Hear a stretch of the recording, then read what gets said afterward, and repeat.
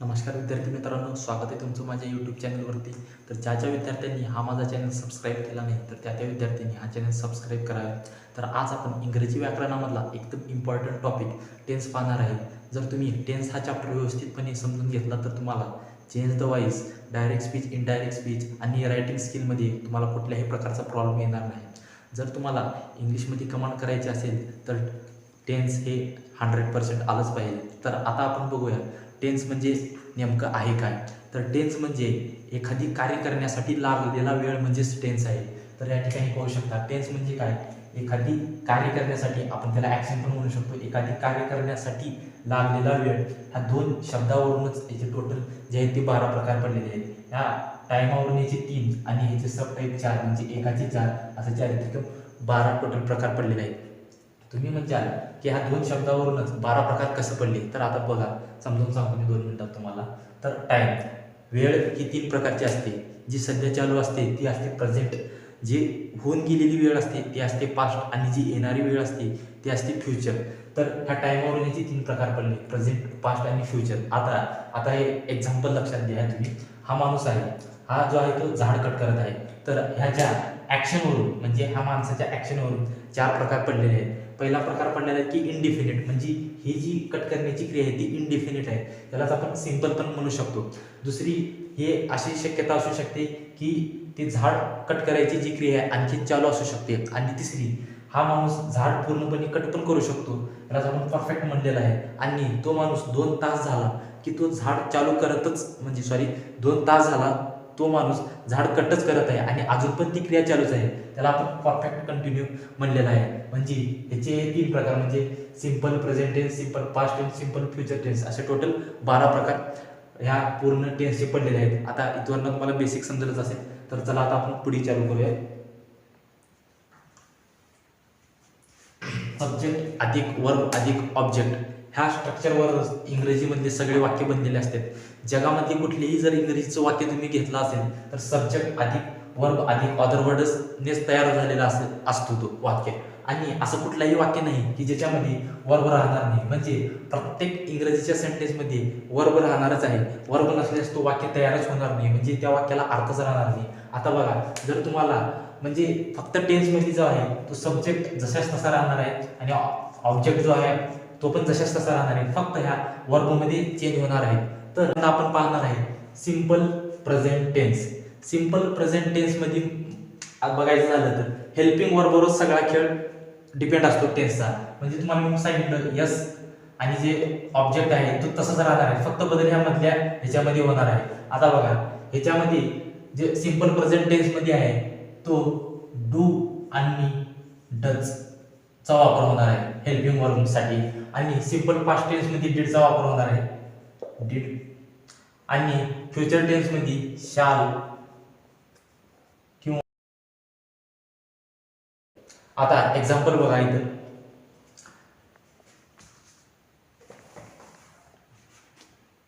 पहिलं एक्झाम्पल घ्या simple present tense मधलं. He plays a hockey. He plays a hockey हे झालं सिंपल प्रेझेंट टेन्स मधले. सिंपल प्रेझेंट टेन्स मध्ये वर्ब जो आहे तो पहिल्या फॉर्म मध्ये असतो. वर्ब इथं पहिल्या फॉर्म मध्ये असतो आणि पास्ट मध्ये वर्ब दुसऱ्या फॉर्म मध्ये असतो, म्हणजे दुसऱ्या रूपात असतो. आणि फ्युचर मध्ये वर्ब हे पहिल्याच रूपात असतो. आता या ठिकाणी वर्बचं जे आहे ते तृतीय पुरुष असल्यामुळे आपण एस लावलेलं आहे. जर प्रथम आणि द्वितीय पुरुष असल्यानंतर आपण फक्त प्लेस लावलं असतं. तर आता या ठिकाणी पाहू शकता तुम्ही, ही प्लेज अ हॉकी हे झालं सिंपल प्रेझेंट टेन्सचं वाक्य. आता हे जर सिंपल पास्ट टेन्स म्हणायचं असेल तर ही प्लेड अ हॉकी. कारण इथं जर पास्ट टेन्स मध्ये बघितलं की आपण वर्बचं दुसरं फॉर्म यूज केलेलं आहे. मी तुम्हाला पहिलंच काय सांगितलं, हे सब्जेक्ट आणि ऑब्जेक्ट याच्यामध्ये काही चेंज होणार नाही, फक्त चेंज होणार आहे तो वर्बमध्ये चेंज होणार आहे. आता हे झालं पॉझिटिव्ह वाक्य. आता इंग्रजीमध्ये एक नियम आहे की कुठल्याही इंग्रजीच्या सेंटेन्समध्ये जो आहे तो मेन वर्बला नॉट शब्द लागू शकत नाही.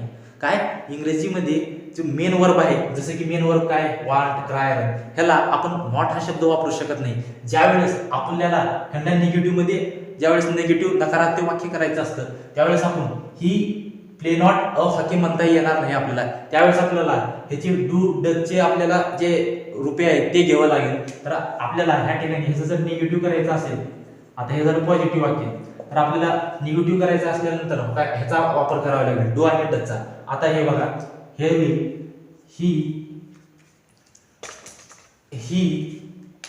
इथं आता हे डज आहे मग त्याच्यामुळे आपल्याला डज घ्यावं लागेल. इथं जर आय असतं तर आपण डू घेतलं असतं. He does not play a hockey. आता या ठिकाणी पाहू शकता तुम्ही, मी तुम्हाला काय म्हणलं, मेन वर्बला आपण नॉट लावू शकत नाही, त्याच्याऐवजी आपल्याला हेल्पिंग वर्बला नॉट लावावा लागतं. त्याच्यामुळे आपण ह्याचे जे टू डू चे आपण रुपये घेतलेले आहे. आता ह्याचंच निगेटिव्ह जर करायचं झालं, जे आहे नॉट शब्द वापरता येणार नाही, मग आपण डिडला नॉट शब्द वापरावा लागेल. म्हणजे he didn't play a hockey. म्हणजे ह्याच्या रूपामध्ये काहीच बदल होणार नाही. फक्त जो बदल होणार आहे, sorry, he didn't play a hockey. बरोबर आहे, कारण ह्याच्यामध्ये आपण दुसरं रूप घेतलेलं आहे इथं बघा, हे ठिकाणी. म्हणजे इथं जो आहे ते मेन वर्ब एकच होता. आता ह्या ठिकाणी जो आहे आपण टू डूचं रूप घेतल्यामुळे इथं डिड आलं, त्याच्यामुळे आपण लिहिलं he didn't play a hockey. बरोबर आहे. मग आता आपण त्याचं हे निगेटिव्ह वाक्य अशा पद्धतीने केलेलं आहे. आता आपल्याला सिंपल फ्युचर टेन्स वाक्य जर करायचं म्हटलं तर आपण असं करू शकतो. 3 नंबर, ही विल, वर्बचं जे आहे ते आपल्याला पहिलंच फॉर्म घ्यायचं आहे. ही विल प्ले, कारण वर्बचं पहिलं फॉर्म हे प्लेच असतं, अ हॉकी. आणि आता याचं निगेटिव्ह करायचं म्हणताना फक्त आपण इथं विलच्या पुढे नॉट लावल्यानंतर हा वाक्य पूर्ण निगेटिव्ह होईल. म्हणजे he will not play a hockey.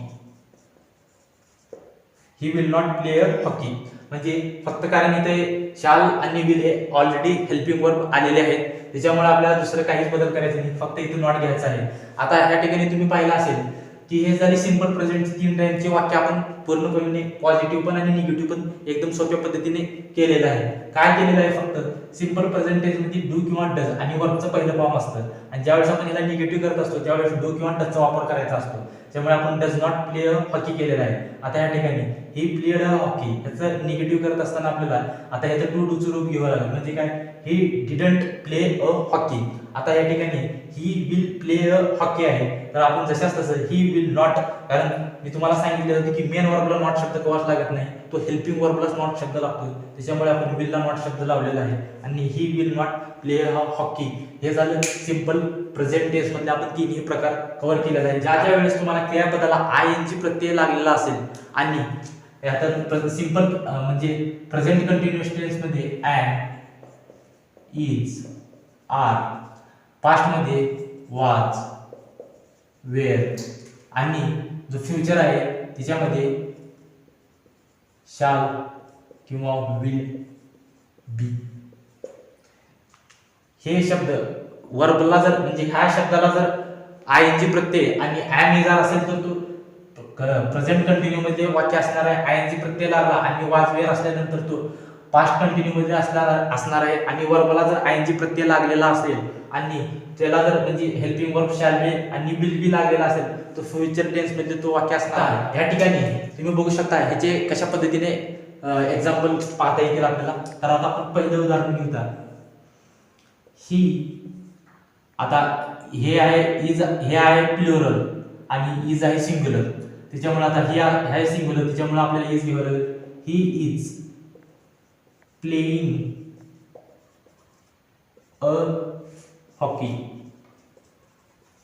हे झालं, हे जे वाक्य आहे तुम्हाला काय म्हणलं मी, तर क्रियापदाला आय एन जी प्रत्यय लागला आणि त्याचं हेल्पिंग वर्ब पाहायचं. हेल्पिंग वर्ब काय आलेलं आहे आपल्याला, इज झालेला आहे, त्याच्यामुळे हे वाक्य झालेलं आहे प्रेझेंट कंटिन्युअस टेन्स मधलं झालेलं आहे. आता आपण दुसरं वाक्य पाहूया. ह्या ठिकाणी लता वाज रायटिंग अ लेटर. म्हणजे लता पत्र लिहित होती हे वाक्य कुठल्या टेन्स मधलं आहे. आता तुम्हाला जर कुठलाही जर वाक्य दिलं असेल, जर तुम्हाला त्याचं टेन्स ओळखायचं असेल तर फक्त आपण आधी वर्बकडे जायचं असतं. वर्ब आता या ठिकाणी पाहू, वर्बकडे गेल्यानंतर त्याला कुठला प्रत्यय लागला पाहायचा. आयएनजी प्रत्यय लागलेला आहे. आयएनजी प्रत्यय लागला म्हणजे ती क्रिया अजून चालू आहे. मग आपण जायचं हेल्पिंग वर्बकडे. हेल्पिंग वर्ब का लागलेला आहे? वाज. वाज म्हणजे ती क्रिया पास्ट मधली आहे. कुठली पास्ट मधली आहे? पास्ट कंटिन्युअस टेन्स मधली आहे. हे बघा, हेल्पिंग वर्ब वाज आहे. सिंग्युलर असेल तर वाज आणि प्लुरल असेल तर वेअर आपण वापरू शकतो. म्हणजे हे जो प्रकार आहे लता वाज रायटिंग अ लेटर, हे वाक्य पास्ट कंटिन्युअस टेन्स मधलं आहे. आता फ्युचर कंटिन्युअस टेन्स मधलं वाक्य बघा कशा पद्धतीने येईल. She will be. आता इथलं आपण कुठलं पण घेऊ शकतो. Going to school. आता पहिल्यांदा आपण वर्बकडे जायचं. वर्बकडे गेल्यानंतर तुम्हाला दिसेल आयएनजी प्रत्यय आणि या ठिकाणी विल बी लागला आहे. म्हणजे हा वाक्य जो आहे फ्युचर कंटिन्युअस टेन्स मधलेला आहे. आणि या ठिकाणी वर्बला जो आहे आयएनजी प्रत्यय लागत असतो. वर्बला आयएनजी प्रत्यय म्हणजे या सगळ्याच वर्बला टोटल इथं वर्बला आयएनजी प्रत्यय. वर्बला आयएनजी प्रत्यय लागल्यानंतर आपण असं समजून जायचं की ती प्रक्रिया जी आहे ती चालू मध्ये आहे. जर त्या ठिकाणी इज एम आर असेल तर ती क्रिया प्रेझेंट मधली असते आणि वाज वेळ लागल्यानंतर पास्ट मधली असते. शाल बी आणि विल बी लागल्यानंतर ती फ्युचर मधली असते. आता आपण परफेक्ट कडे जाऊया. आपण perfect present tense, perfect past tense आणि परफेक्ट फ्युचर टेन्स बद्दल माहिती पाहणार आहे. तर ह्या ठिकाणी हेल्पिंग वर्ब जो असतो प्रेझेंट टेन्स मध्ये लागत असतो have oblique has. Past tense मध्ये लागतो फक्त हॅड आणि फ्युचर टेन्स मध्ये लागतो शाल oblique will have.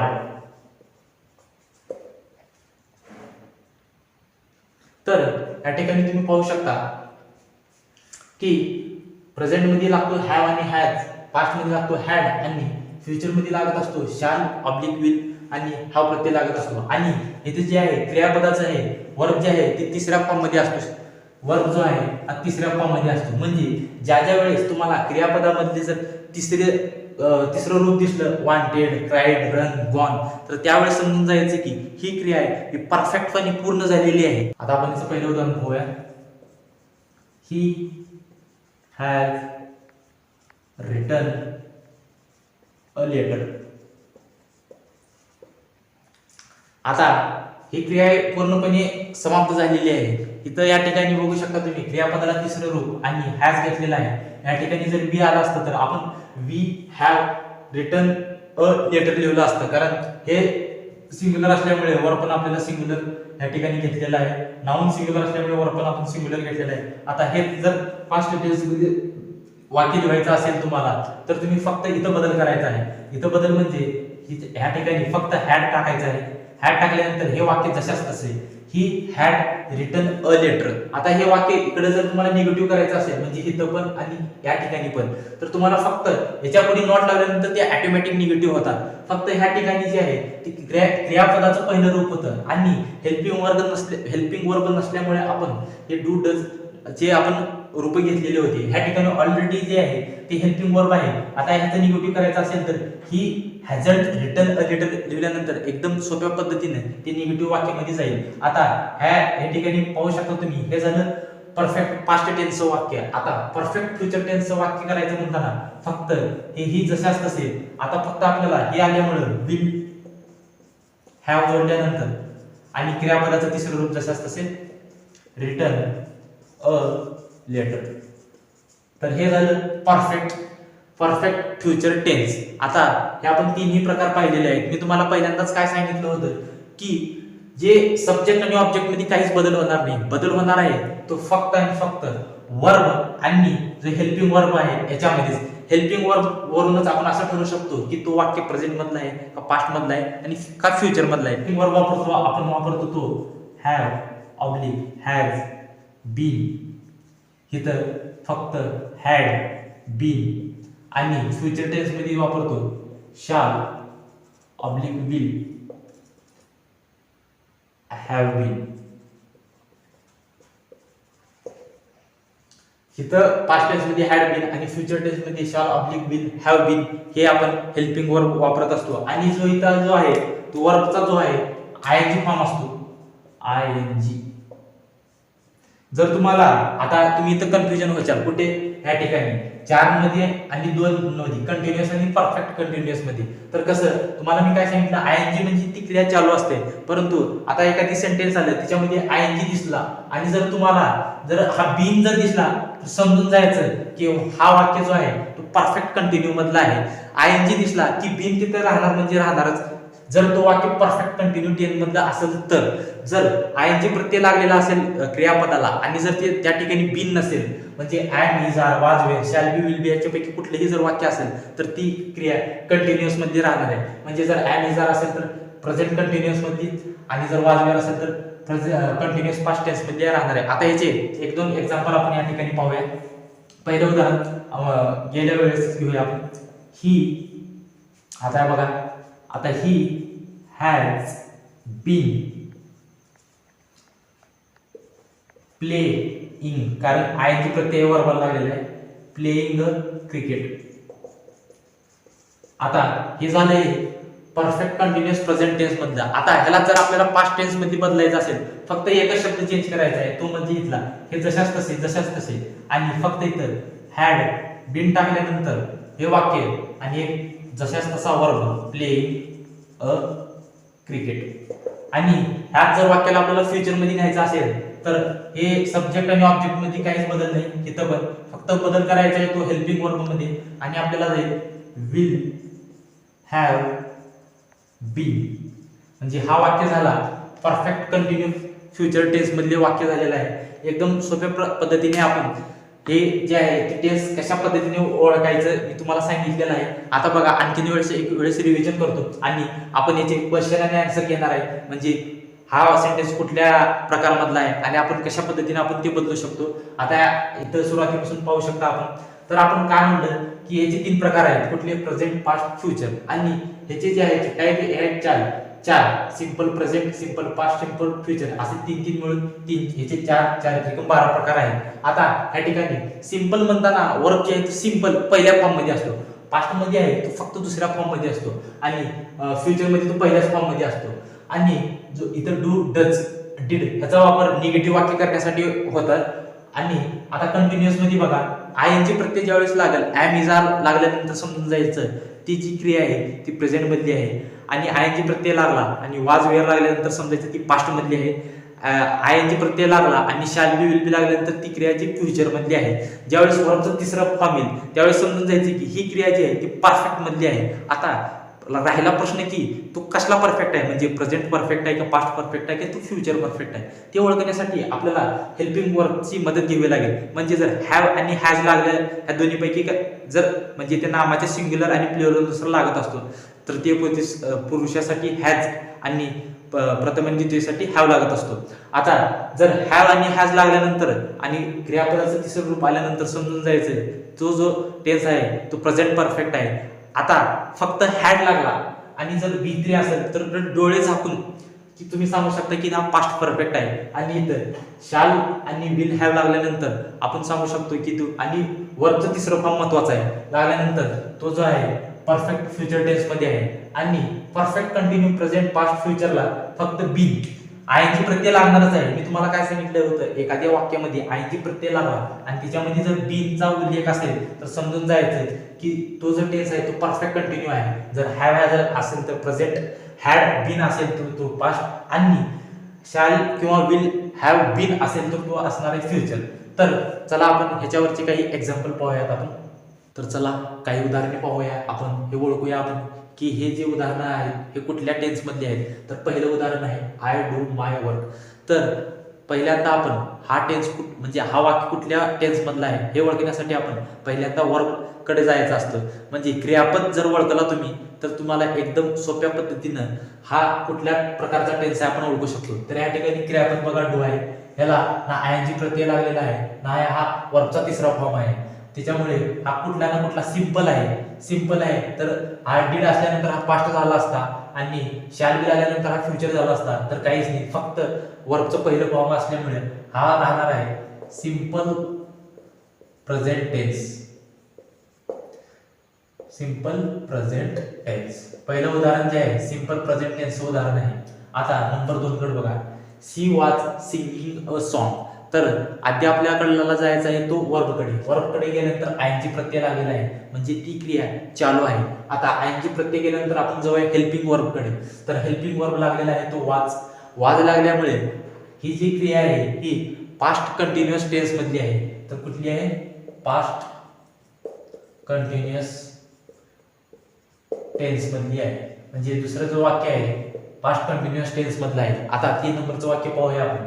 They will have played a cricket. आता आपल्याला जायचं वर्बकडे. वर्बचं तिसरं फॉर्म आहे म्हणजे कुठली ना कुठली ही क्रिया ही परफेक्ट आहे. आता बघा परफेक्ट म्हणजे आपण आधी अर्ध्या वाटेपर्यंत गेलेला आहे. आता आपल्याला पूर्ण वाट बघा कशी शोधायची आहे. तर ही आहे परफेक्ट. आता इथं लागलेलं आहे विल. विल लागलेला आहे म्हणजे हे 101% ही फ्युचर मधलीच गोष्ट आहे. त्याच्यामुळे हा जो प्रकार राहणार आहे तो फ्युचर परफेक्ट टेन्स असणार आहे. आता 4 नंबरचं उदाहरण पहा. She had been waiting for you. आता वर्बकडे गेलो. वर्बला आयएनजी प्रत्यय लागलेला आहे आणि त्याचबरोबर इथं बीन पण लागलेला आहे.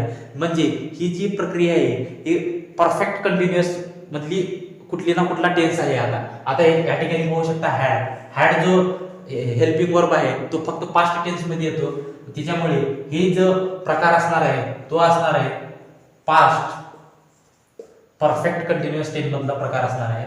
Past perfect continuous tense. 5 नंबरचं उदाहरण बघा. शी हॅड गॉन टू पुणे. आता वर्बकडे जायचं. वर्बकडे गेल्यानंतर हे वर्बचं तिसरं फॉर्म आहे म्हणजे ही पण क्रिया कुठल्या ना कुठल्या प्रकारची परफेक्ट क्रिया आहे. आता आपण जाऊया हेल्पिंग वर्बकडे. तर इथं पण हॅड लागलेला आहे म्हणजे ही क्रिया आहे पास्ट परफेक्ट टेन्सची. शेवटचं उदाहरण पाहूया आपण. शी इज डुईंग हर होमवर्क. आता या ठिकाणी वर्ब पाहायचा आहे आपल्याला. वर्ब आहे डू. त्याला आयएनजी प्रत्यय लागलेला आहे म्हणजे ही जी क्रिया आहे कंटिन्यू चालत असलेली आहे. आता हेल्पिंग वर्बकडे जाऊया. हेल्पिंग वर्ब आहे तो इज. इज म्हणजे इज असतो तो प्रेझेंट मध्ये आणि ही जी आयएनजी प्रत्यय लागल्यामुळे ही कंटिन्यू प्रोसेस चालत आहे. त्याच्यामुळे ह्या वाक्याचा जो टेन्सचा प्रकार आहे तो राहणार आहे प्रेझेंट कंटिन्युअस टेन्स. तरी विद्यार्थी मित्रांनो आपण साईच्या साई एक्झाम्पल एकदम व्यवस्थितरित्या पाहिलेले आहेत आणि त्याचं उत्तर काय आहे व्यवस्थित आपण या ठिकाणी पाहिलेलं आहे. तर जर तुम्हाला हा व्हिडिओ आवडला